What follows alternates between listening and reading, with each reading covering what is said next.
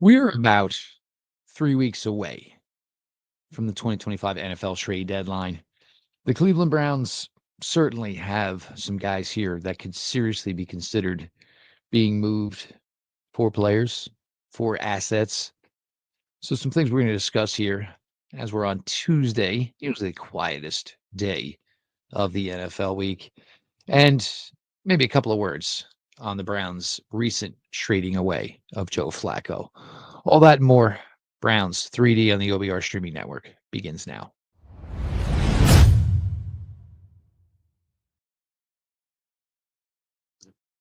Welcome back, my friends, to the show that never ends, your daily delivery of all things Dog Pound Browns 3D on the OBR streaming network. I am your host, Jeff Lloyd. Appreciate each and every one of you for all the support you give us here at the OBR, whether it is the written content from our fantastic group of writers over at the OBR.com. Highly suggest you look into the VIP access while you're over there, the insider forums, Ask the Insiders, and of course, your subscription gets bundled with Paramount Plus, two great things for the price of one. The continued support for all of you here for the OBR streaming network, in addition to the fantastic written content throughout the day. We try to give you here, obviously, some video talk here in the evening, condensing, of course, some of that written content, and of course, plenty of our opinions, whether you asked for them or not. So make sure you subscribe to the OBR on YouTube and, of course, the OBR over on Twitch. We're going to talk some trade deadline today, seeing as it's 3 weeks away, and you're starting to see, teams, contenders with some things they may need for their roster, and of course, maybe the pretenders and some things they might want to move on from their own rosters. I'm going to start here, though. Bruce Arians, the Steelers, Mike Tomlin. And I don't know if I'm supposed to yell and curse to maybe give off a bigger effect that this is more of a story than it truly is. Nobody Cleveland Browns related gives a crap what you think about whether or not the Cleveland Browns traded Joe Flacco. First and foremost. Second of all, there are just so many things in regards to Joe Flacco that you people are failing to report because, hey, let's just throw out a Cleveland Browns segment and, basically, kick the dead horse. Everyone knows over the last few years, Joe Flacco has been doing everything he could to remain active in the league, but also pretty much may keep himself landlocked to his family within Southern Jersey. Bruce Arians, you should know this. Everyone should know this. It's been a story. There's a certain length Joe is willing to travel for his job in relationship to his family's residence in South Jersey. You guys should know this. That's why it was Indianapolis. That's why it was Cleveland in 2023. That's why it was Cleveland in 2025.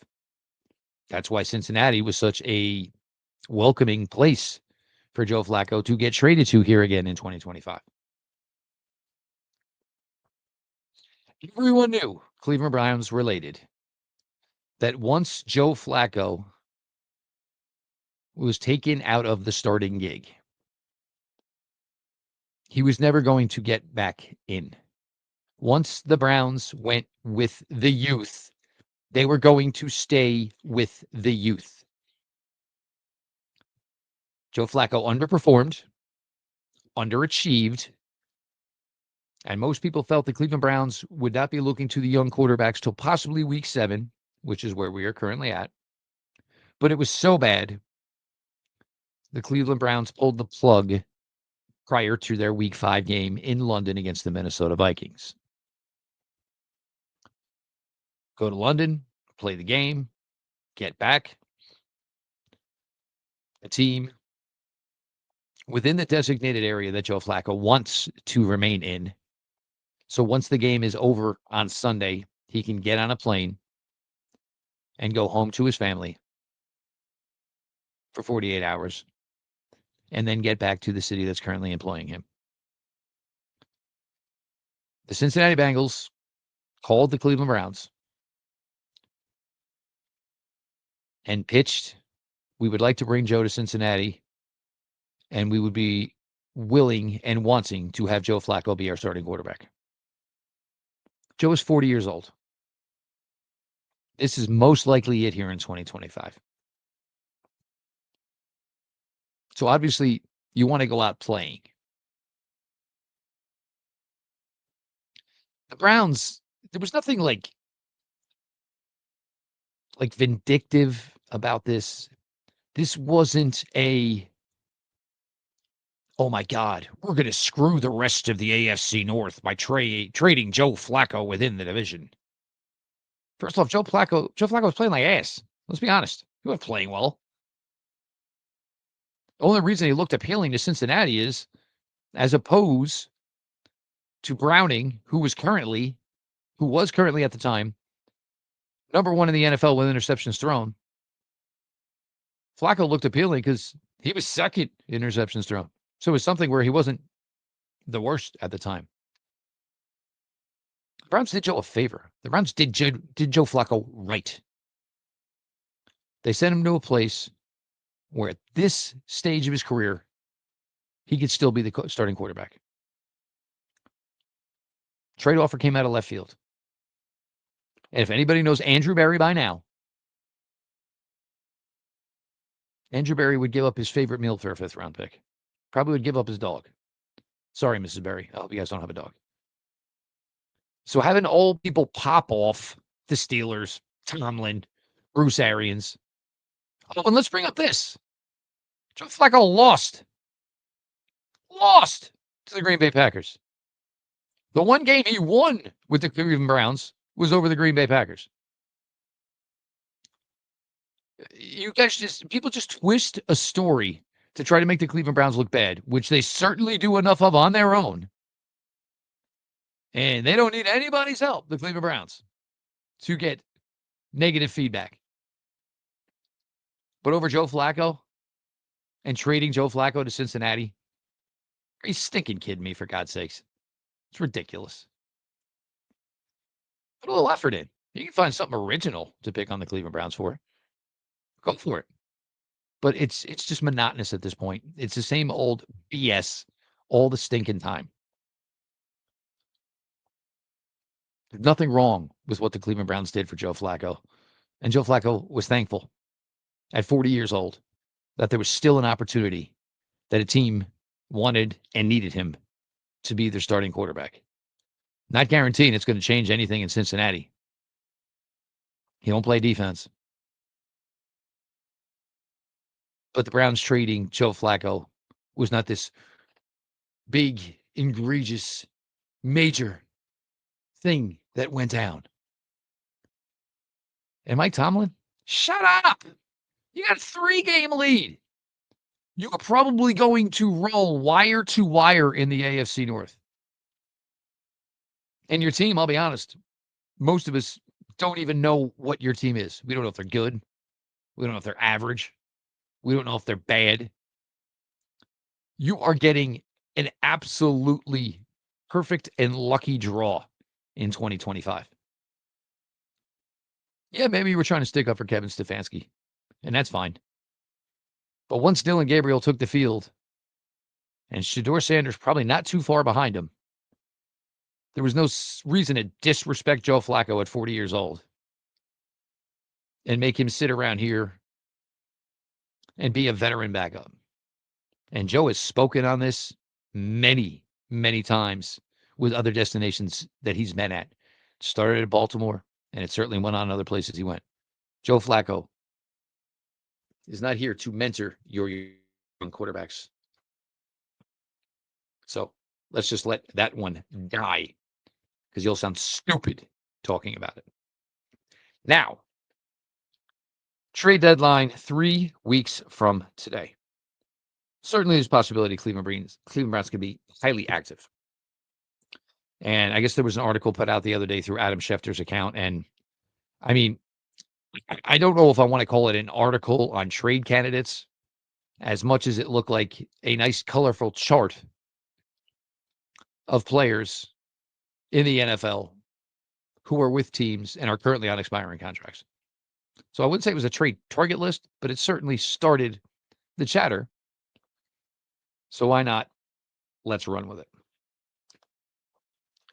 Everyone knows Joe Bitonio, Ethan Posick, Wyatt Teller, Jack Conklin, all are on expiring contracts for the Cleveland Browns.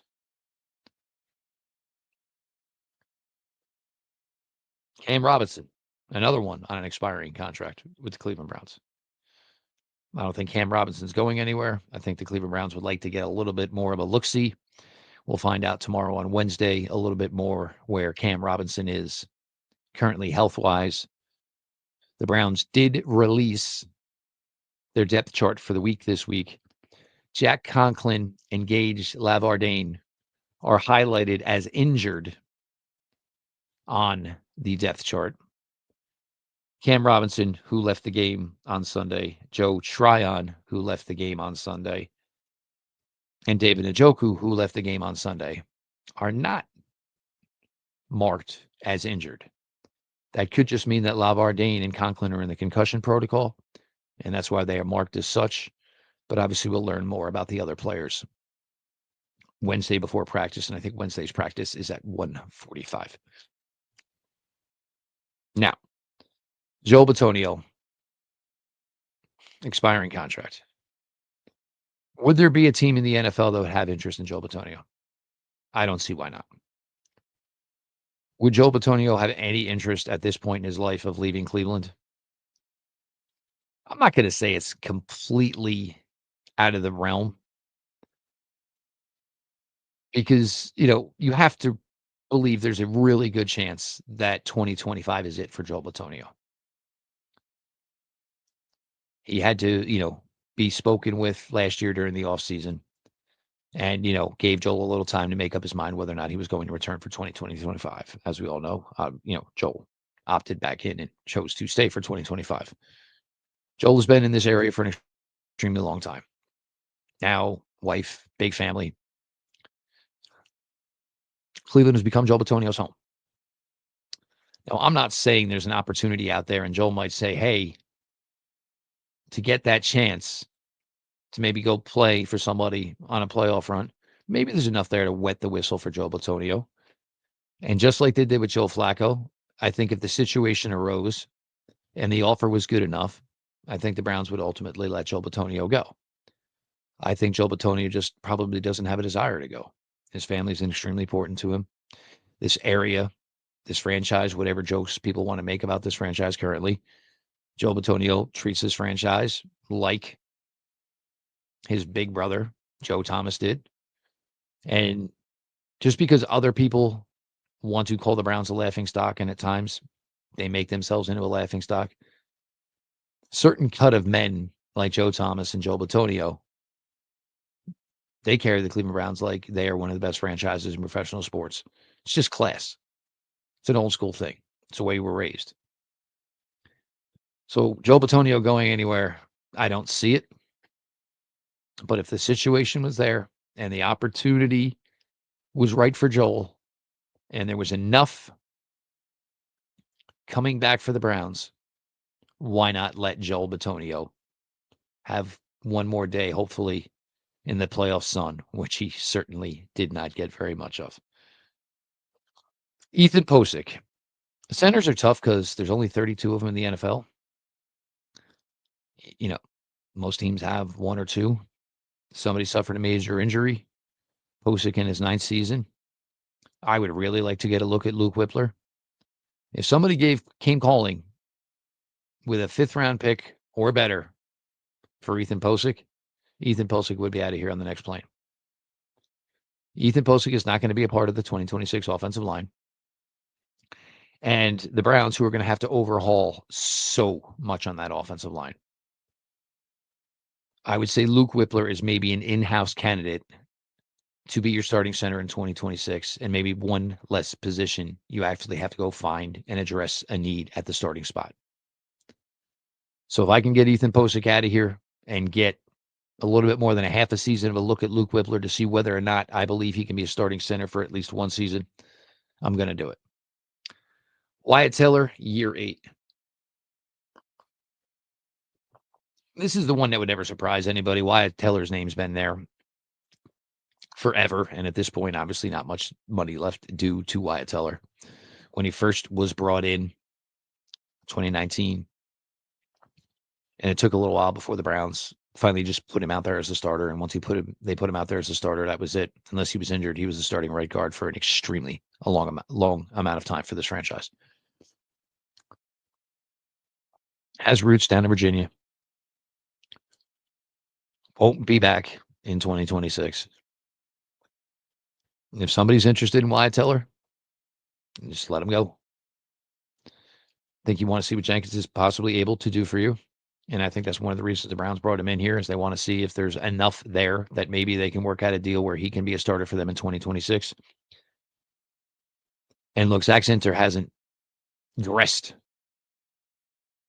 in ages. And it might be one of those situations where you're just going to have to play Zach Zinter because dressing is probably not a good sign. But it might be one of those instances where you just got to throw Zach Zinter out there and let him play. And maybe that changes things. And maybe it changes the way the organization views him. But it's certainly not a very good look that Zach Zinter basically never dresses. Was it the broken leg? Did it never come all the way back for Zach Zinter? But certainly a possibility there. Jack Conklin? Sure, I'd move him. Nobody's going to trade for Jack Conklin. Jack Conklin has a difficult time putting together 2 weeks, even 3 weeks straight. Just injured all the time right now. It's a shame. Brown signed him in 2020, one of the first signings of the Andrew Berry regime. Him and Austin Hooper had an all-pro year in 2020. When Jack Conklin is 100%, he's a pretty solid and damn good right tackle. But the thing with a guy like Jack Conklin, even if it's the slightest of things, and he's only 97%, the drop in play with an injured Jack Conklin, I'm not talking about an out-of-action Jack Conklin, but the drop in play of an injured Jack Conklin, even a minuscule, is so far from what a healthy Jack Conklin is. Now, ideally, if the Browns are moving anybody in the offensive line, certainly, you're looking for draft capital. If there's somebody that wants to give up a young, reserve, controllable offensive lineman who maybe just hasn't gotten his opportunity with the team, that's certainly something the Cleveland Browns have to look into. And they've been trying. I mean, offensive linemen have been coming in and out of this building each and every week now. They need to find something. And unfortunately, what's come in hasn't really done a damn thing to this point. Browns are continuing and will be continuing to monitor the offensive line position from now until week 1 of 2026. The quarterback room, nobody's going anywhere. Dylan Gabriel's here. And, they got to trade Sanders. What NFL team is trading for Shedeur Sanders? Seriously? They're going to give him a shot. The Jets. Who is going to trade for Sanders? He hasn't played a lick. The last time anybody saw him in August, he was a deer in the headlights, worse than a deer in the headlights. He got sacked 5 times in less than a quarter. Turnovers, fumbles. Had a would-be sack for 8 yards that he turned into a sack for 25 or 26 yards. Nobody's trading for Shedeur Sanders. Stop. And I don't think Bailey Zappi's going anywhere either. The running back room. Quinshon Judkins, Dylan Sampson, Jerome Ford, Raheem Rocket Sanders. Chargers aren't hiding it. They have issues at the running back position. Najee Harris out for the year. Rookie Hampton, believe, still has 3 more weeks. Maybe 2 more weeks. 3 more weeks. 3 more weeks on injured reserve, minimum. Jerome Ford's contract is set to expire at the end of the season. The Browns, with 3 rookies currently on the roster at the running back position, don't see there's a way in the world that Jerome Ford comes back to this team I don't believe Jerome Ford has any interest in coming back to this team, knowing that there will be 3 second-year running backs most likely on the roster next year. Maybe not the ideal guy that would fit Jim Harbaugh, but Jerome Ford, can receive, certainly can play your third down back. With better offensive line play, there would probably be a little bit better running production like you saw in 2023 and a small amount in 2024. But hey, Chargers, you need a running back. Jerome Ford. And wouldn't take you much. Ford's role right now does seem kind of pivotal for the Browns, that he is the third down running back. He's the 2-minute offense running back. I think they're just not there yet with the confidence level in Dylan Sampson and his blocking ability to turn over those roles to Dylan Sampson. But if somebody came a calling for Jerome Ford and there was something to be had, you know it, I know it, your dog knows it, my dog knows it. Andrew Berry's going to take that pick and move Jerome Ford out west. Tight end position. And with Njoku on an expiring contract, Harold Fannin, White Hart. Now, I am all about roster movement. I am all about roster building. So that guy in me says, well, if David Njoku has no plans of re-signing with the Cleveland Browns, then get him the heck on out of here. And I'll take the pick. And I 100% would rather keep David Njoku. Part of it would be is, what is David Njoku worth? You tell me what the offer is. That could change whether or not, I'm okay with letting David Njoku go. But, there's been players, and, anybody who's listened to me for as long as I've been doing this back to 2017, there's players that I just kind of fall for. Joe Schobert was definitely one of the biggest ones. David has been such a good guy for this team, for this city, for this franchise, for his teammates. I wouldn't be talking about trading David Njoku. I would be talking about extending David Njoku and keeping him and bringing him back. I don't think the money is going to be that crazy. 23 is when Njoku had a really good year. Didn't do much in 24, and his stats this year certainly aren't blowing anybody away. So I would highly consider keeping David Njoku around for a little while longer. And just because he's that great in the locker room, and I still think there's some things Harold Fannin can probably pick his brain about. Who could the Browns move from the wide receiver room next? Even if they wanted to. Nobody's trading for Jerry Jeudy. Nobody is trading for Isaiah Bond. Nobody is trading for Cedric Tillman. Nobody is trading for Jamari Thresh. Nobody is trading for Gage Lavardane. Nobody is trading anything for these Cleveland Browns wide receivers. I think there's some potential in this room. I do. But this group right now is severely disappointing. The defensive side of the ball, the end, Miles isn't going anywhere, even if he wanted to. Isaiah McGuire's still got one more year left on his rookie deal. Joe Tryon's here on a 1-year deal, but your fifth D end. I'm not sure how many people are running to bring Joe Tryon in. Alex Wright is on an expiring deal. And Cameron Thomas. I want to resign Alex Wright, so I certainly don't want to trade him. Tryon's hurt. We'll find out tomorrow more about, the severity of it and if there's a missed time factor in there. If somebody's interested in Joe Tryon, let's roll. But, I still got to have at least 4 DNs. So, and if it came down to, Cam Thomas versus Joe Tryon, yeah, I'm going to keep Cam Thomas. Defensive tackle, Mason Graham is not going anywhere. Malik Collins certainly is not going anywhere. It was a very, very underrated signing that the Cleveland Browns pulled off this last year, where Collins is here on a 2-year deal and has been performing extremely well. There is no reason you would move a guy like Aiden Huntington. You are not trading Mike Hall. Shelby Harris in year 13. Prime. Now, if you just said defensive tackle Shelby Harris, prime trade candidate. We know Mike Hall's time is coming. It's imminent before Mike Hall is back in the lineup.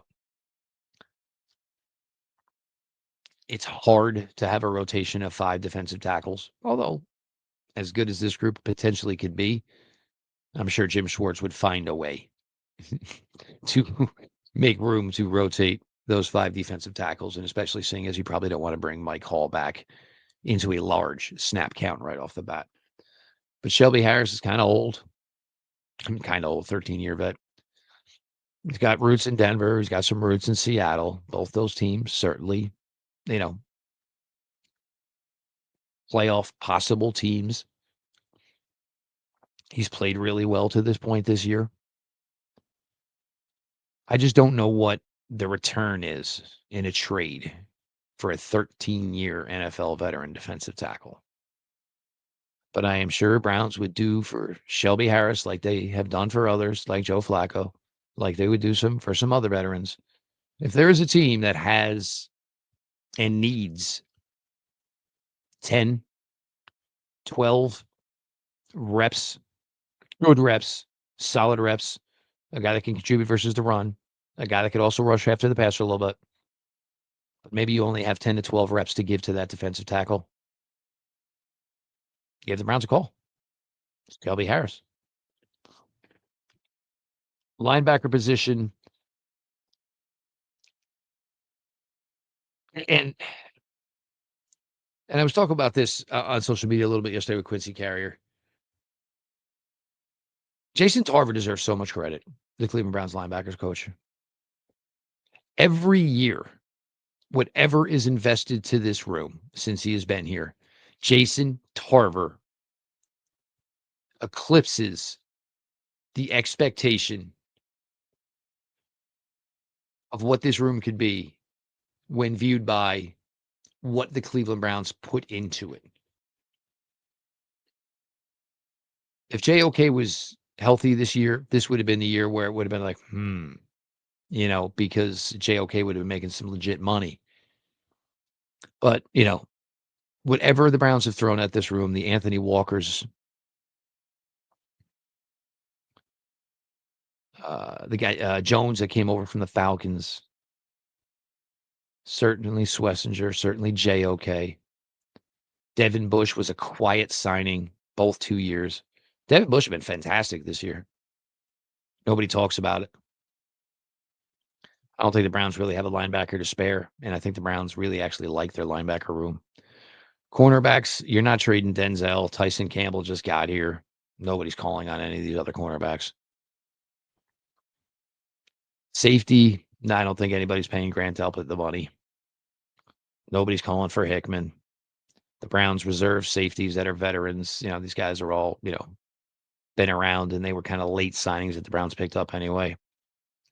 Donovan McMillan just plays special teams. Nobody's going to trade up an asset for a special team safety.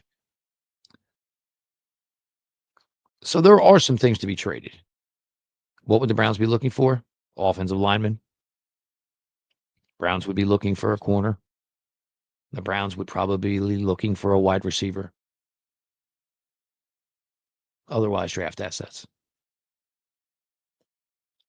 I get this year hasn't gone the way most have wished it would have gone to this point. And I understand. I do.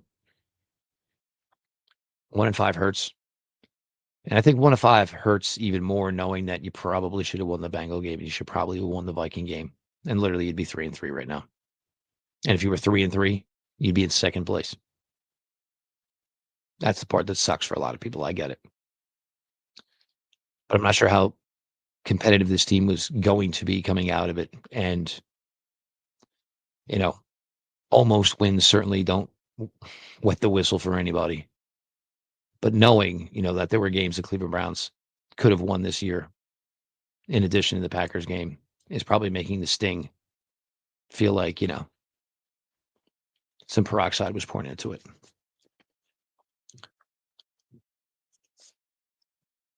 And for the last time, the Browns trading Joe Flacco was a smart move. Don't listen to people who are just screaming and yelling and trying to make something into something that it was not. This whole level of what we're trying to pretend is media or coverage or content sickens me. Give your opinions. And if, the best you can do is make a joke about the Cleveland Browns, wow, bro, you really, really went out on a limb there, buddy. All of you. You're really, really just scathing hot with your NFL coverage. We appreciate you all for coming to the OBR every day for the written content. While you're there, look into the VIP package, insider forums, ask the insiders. Your subscription gets bundled with Paramount Plus. Also, all the support for everybody here for the OBR streaming network begins nightly at 6 p.m. with Browns 3D. You had the gang of 3 last night. You'll get Joe and Pete after this. So make sure you stick around. Make sure you subscribe to the OBR on YouTube. Make sure you subscribe to the OBR on Twitch. This has been your daily delivery of all things Dog Pound. Browns 3D on the OBR streaming network. And we will talk to y'all tomorrow.